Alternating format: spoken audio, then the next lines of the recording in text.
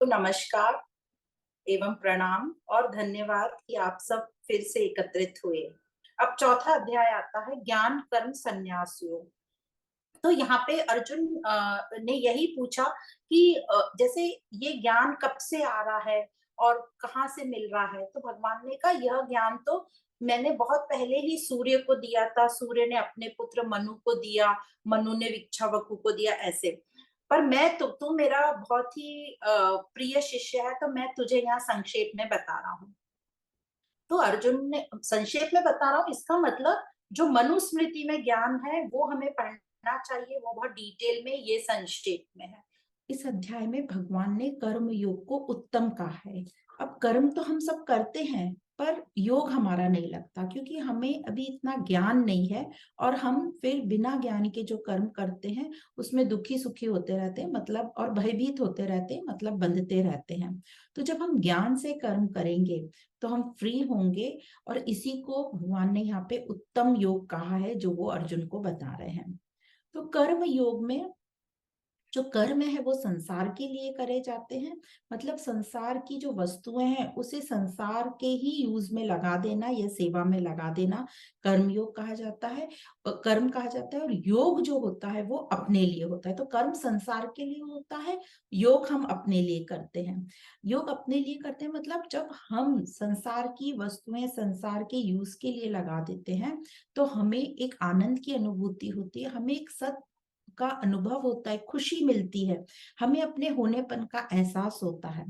तो जब हम स्वार्थ में कम कर्म करेंगे तो हमें ये सुख की अनुभूति, ये अपनेपन की अनुभूति नहीं होगी। इसीलिए कहते हैं कि कर्म ज्ञान के साथ करेंगे तो ये कर्म योग कहलाएगा, और इसी को भगवान ने उत्तम योग कहा है। तो हमें मनुस्मृति भी पढ़ना चाहिए, इसका एक ये भी मतलब आता है। अब अर्जुन को लगता है कि ये पहले भी थे, अभी भी थे, मतलब ये कैसे, तो अभी कैसे आए यहाँ पर। तब श्री कृष्ण अर्जुन को कहते हैं कि जब जब धर्म की ग्लानि होती है तब तब तक ऐसे जीव या लोग अवतरित होते हैं। क्यों होते हैं ऐसे लोग? कि वो जो व्यवस्था जो है गड़बड़ा गई समाज में, उस व्यवस्था को ठीक करने के लिए, मतलब जो सच्चे लोग होते हैं, ईमानदार लोग होते हैं, साधु लोग होते हैं, उनको उनकी रक्षा करने के लिए, थोड़ा बहुत दुष्टों का, जो बहुत ही ज्यादा दुष्ट रहते हैं, उनका विनाश करने के लिए, और धर्म की स्थापना वापस कायम करने के लिए, मतलब नैतिक मूल्यों का स्तर थोड़ा बढ़ा दें। इसमें हमें ये अच्छे से समझना है कि कंप्लीट सतोगुण में नहीं आएंगे, ये कंप्लीट जो भी गलत काम हो रहे हैं वो बंद नहीं होते, बस थोड़ा बैलेंस कर देते हैं। तो कुछ मनुष्यों का जन्म होता है जिनमें दिव्यता रहती है, जिनमें दैवी गुण रहते हैं, वो प्रकट होते हैं, और वो समाज को थोड़ा सा नियंत्रित कर देते हैं, बैलेंस में रख देते हैं। और ऐसे लोगों को हम भगवान बोलते हैं, क्योंकि उनमें दिव्यता रहती है, दैवी गुण रहते हैं, जैसे राम, कृष्ण, महावीर, मोहम्मद, क्राइस्ट, इन सबको यहाँ बताया गया है।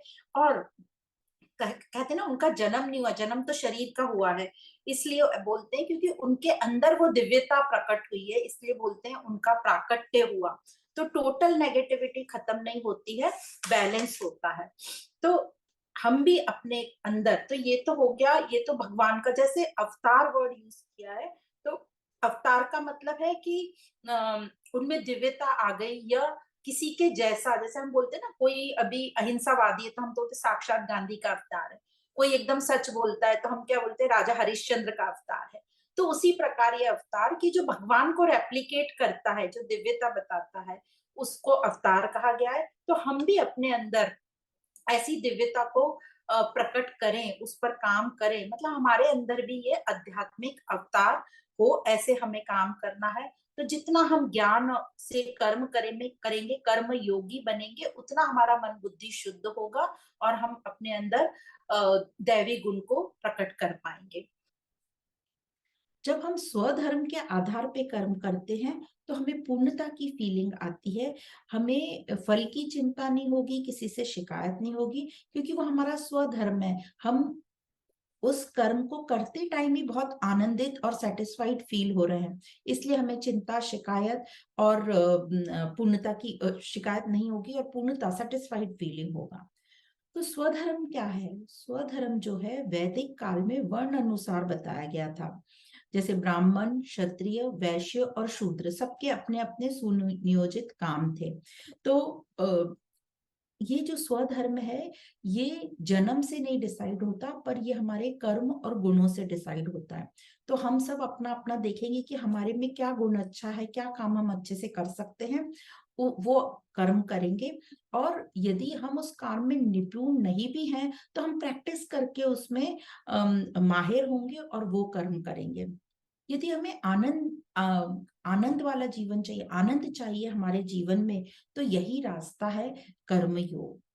सभी जिन्होंने भी आनंदमय जीवन बिताया है सबने यही रास्ता अपनाया है। तो अब यदि हमें ये जीवन चाहिए तो हमें भी यही करना होगा, इसमें और कोई दूसरा शॉर्टकट है नहीं। स्वधर्म पालन से गीता में कर्म की मुख्यता को बढ़ा दिया है। सामाजिक व्यवस्था जो है वो सुनियोजित तरीके से चलती है, सामाजिक रक्षा होती है, अहंकार समाप्त होता है, तो हमारी आध्यात्मिक उन्नति होती है और निष्काम कर्म होते हैं। तो हमने देखा जितना भी हम अहंकार को संतुष्ट करते रहते हैं तो उतना हमारे में क्रोध और लालच बढ़ता है।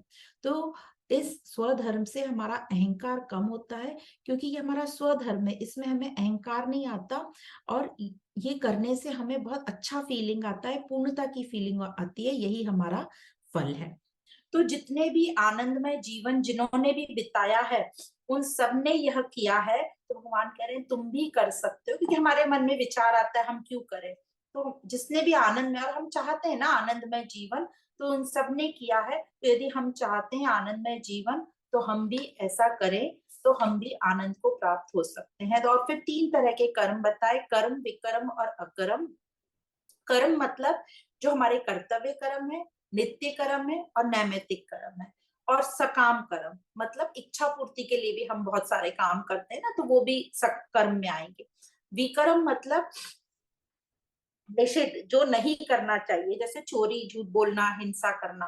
और अकर्म मतलब अकर्ता बनकर कर्म करना। अकर्ता मतलब साक्षी भाव में रहना, जैसे जहां अपना रोल है वहां काम करना, बाकी पूरे सब सीन को सिनेमा जैसे या लीला की तरह देखना। तो ये साक्षी भाव होना भी बहुत मुश्किल है, बहुत प्रैक्टिस लगती है, तब हम साक्षी भाव हो सकते हैं। उसमें भी कभी होते हैं कभी नहीं होते, छूट जाता है, थोड़े से टाइम के लिए रहते हैं फिर बोल पड़ते हैं। तो यही हमको अपनी प्रैक्टिस करनी है। तो जो ज्ञानी रहते हैं वो अपने कर्तव्य कर्म से कभी नहीं छूटते, वो हमेशा कर्तव्य कर्म करने में तत्पर रहते हैं, इसलिए वो हमेशा तृप्त रहते हैं, किसी पे डिपेंडेंट नहीं रहते, डिटैच रहते हैं। और वो फल का त्याग नहीं करते, पर फल से ना कर्म से उनको आसक्ति रहती है और उसे चिंता नहीं रहती फल की, जो भी फल आता है उसे स्वीकार करते हैं। तो इस प्रकार बताया कि और कि कर्म कैसे करना चाहिए। और जो हम सुन रहे थे यज्ञ के तरह जो कर्म करना है, तो अभी हमारा क्वेश्चन आता है कि कैसे हर कर्म हम यज्ञ से यज्ञ में परिवर्तित करें। तो ये प्रैक्टिस से होगा। हर कर्म करते वक्त क्या हमें याद रखना है कि हम यज्ञ कर रहे हैं। यज्ञ मतलब ऊंचे लक्ष्य को समर्पित, सेवा भाव, त्याग भाव और शांति। हम त्याग भाव याद रखना है कि सिर्फ मनुष्य को ये त्याग भाव दिया गया है, और जो फल मिलता है वो हम सबने बांट के खाते हैं। तो 12 यज्ञों का वर्णन है यहाँ पे चौथे अध्याय में। देव यज्ञ, ब्रह्म यज्ञ, संयम यज्ञ, इंद्रिय यज्ञ, आत्म संयम, द्रव्य यज्ञ, तपो यज्ञ, योग यज्ञ, स्वाध्याय यज्ञ, प्राण यज्ञ, ज्ञान यज्ञ, ज्ञान हो गया, प्राणायाम और आहार। तो इसमें हमारे सारे जो भी काम होते हैं सब आ जाते हैं। तो इस प्रकार हर कर्म को यज्ञ जब करेंगे तो वासनाएं हमारी खत्म होंगी, हमारे भाव थोड़े अच्छे होंगे, शुद्धता वाले भाव होंगे, समर्पण वाले भाव होंगे, और हम आनंद को प्राप्त कर पाएंगे। तो साधारण व्यक्ति को ये बात समझ में नहीं आती, इसलिए वो हर कर्म को यज्ञ में कन्वर्ट नहीं, जैसे हम नहीं कर पाते हर कर्म को यज्ञ में, कुछ कर बहुत कम, कभी कभी कर पाते हैं कभी नहीं। तो इसी बात को हमें बढ़ाना है, याद रखना है। और इस कारण हम क्योंकि नहीं कर पाते यज्ञ के जैसे, इसलिए हम अटैच होते रहते हैं और फिर दुखी होते रहते हैं। हमने देख लिया ना अपने बच्चों से, हम अटैच हैं इतना, जहां भी हमने देखा कि हमारी बात नहीं मानी तो हमें बुरा लगता है। बहुत सारी चीजें हमने एक्सपीरियंस कर रहे हैं। तो इस प्रकार कि हर कर्म को यज्ञ में हमें कन्वर्ट करना है। अब आगे क्वेश्चन आता है कि क्या दोषयुक्त लोग ऐसे ही अपने आप को ज्ञान में ला सकते हैं? तो भगवान का कहना है कि कितना भी दोषयुक्त कोई भी हो कितना भी दोषयुक्त हो, ज्ञान की अग्नि में सारे दोष भस्म हो जाते हैं। जैसे कि कितना भी बुरा सपना होता है, जागने पर उसका अस्तित्व समाप्त हो जाता है। तो इसी प्रकार ये ज्ञान से जुड़े रहो और तीनों योग, तीन सिद्धांत बताएं, कर्म योग, ज्ञान योग और भक्ति योग। कर्म योग से हमें संयमता प्राप्त होगी, समता प्राप्त होगी, हमारे भाव शिफ्ट होंगे, शुद्धता आएगी, हमारा एटीट्यूड शिफ्ट होगा। ज्ञान योग से हमें समझेगा कि मैं कौन हूँ, मेरा उद्देश्य क्या है। और भक्ति योग से हम आभार प्रकट करेंगे, हमारे में प्रेम भाव आएगा। तो तीनों को लाइफ में हमें अप्लाई करना है, ज्ञान योग, भक्ति योग और कर्म योग। तो हमारा मन शांत और शुद्ध रहेगा। अब 100% होगा कि नहीं यह तो नहीं पता, ये हमारी मेहनत पर है, कब होगा नहीं पता, पर हम थोड़ा भी शुरू करेंगे तो हमें जरूर थोड़ा आनंद और सुख, थोड़ा नहीं अच्छा आनंद और सुख प्राप्त होगा। ये ज्ञान को कैसे प्राप्त किया जाए? तो श्री कृष्ण का उत्तर है कि श्रद्धा से। श्रद्धावान लभते ज्ञानम। तो श्रद्धा क्या है? श्रद्धा हमारी बुद्धि की वो क्षमता है जो हमें अपने लक्ष्य के प्रति विश्वास, लगन और समझ हमारी बढ़ाती है, और उस लक्ष्य को प्राप्त करने के जो साधन है, जो रास्ते हैं, उनके प्रति दृढ़ता बनाती है। तो इस प्रकार श्रद्धा से हम ज्ञान को प्राप्त कर सकते हैं, और ज्ञान यज्ञ को ही सभी यज्ञों में श्रेष्ठ बताया, और मनुष्य में वो क्षमता है ज्ञान प्राप्त करने की। इसलिए हम ज्ञान को प्राप्त करें और उस हिसाब से कर्म करें तो हमारा जीवन आनंदमय होगा।